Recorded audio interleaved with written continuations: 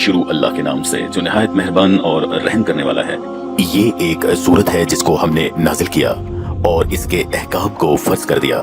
اور اس میں واضح المطالب آیتیں نازل کی تاکہ تم یاد رکھو۔ بدکاری کرنے والی عورت اور بدکاری کرنے والا مرد جب ان کی بدکاری ثابت ہو جائے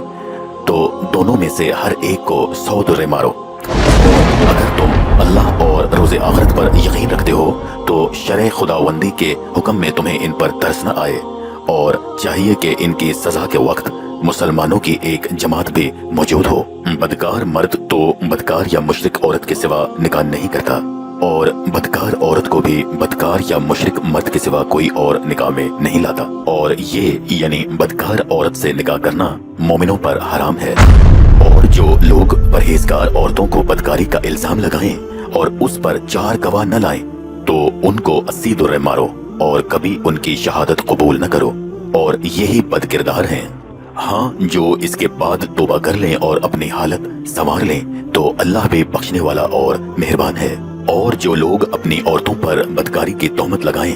اور خود ان کے سوا ان کے کوئی گواہ نہ ہو تو ہر ایک کی شہادت یہ ہے کہ پہلے تو 4 بار اللہ کی قسم کھائے کہ بے شک وہ سچا ہے، اور 5ویں بار یہ کہے کہ اگر وہ جھوٹا ہو تو اس پر اللہ کی لعنت۔ اور عورت سے سزا کو یہ بات ٹال سکتی ہے کہ وہ پہلے 4 بار اللہ کی قسم کھائے کہ بے شک یہ جھوٹا ہے، اور 5ویں بار یوں کہے کہ اگر یہ سچا ہو تو مجھ پر اللہ کا غضب نازل ہو، اور اگر تم پر اللہ کا فضل اور اس کی مہربانی نہ ہوتی تو بہت سی خرابیاں پیدا ہو جاتی، مگر وہ صاحب کرم ہے، اور یہ کہ اللہ تو توبہ قبول کرنے والا حکیم ہے۔ جن لوگوں نے بہتان باندھا ہے تم ہی میں سے ایک جماعت ہے، اس کو اپنے حق میں برا نہ سمجھنا،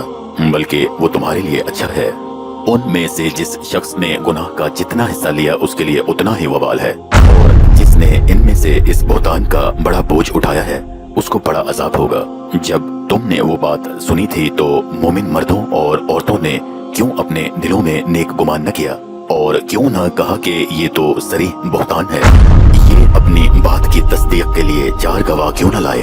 تو جب یہ گواہ نہ لا سکے تو اللہ کے نزدیک یہی جھوٹے ہیں۔ اور اگر دنیا اور آخرت میں تم پر اللہ کا فضل اور اس کی رحمت نہ ہوتی تو جس بات کا تم چرچا کرتے تھے اس کی وجہ سے تم پر بڑا سخت عذاب نازل کیا جاتا، جب تم اپنی زبان سے اس کا ایک دوسرے سے ذکر کرتے تھے اور اپنے منہ سے ایسی بات کہتے تھے جس کا تم کو کچھ بھی علم نہ تھا، اور تم اسے ایک ہلکی بات سمجھتے تھے اور اللہ کے نزدیک وہ بڑی بھاری بات تھی۔ اور جب تم نے اسے سنا تو کیوں نہ کہہ دیا کہ ہمیں شایع نہیں کہ ایسی بات زبان پر لائیں۔ پروردگار تو پاک ہے، یہ تو بہت بڑا بہتان ہے۔ اللہ تمہیں نصیحت کرتا ہے کہ اگر مومن ہو تو پھر کبھی ایسا کام نہ کرنا، اور اللہ تمہارے سمجھانے کے لیے اپنی آیتیں کھول کھول کر بیان فرماتا ہے، اور اللہ جاننے والا حکمت والا ہے۔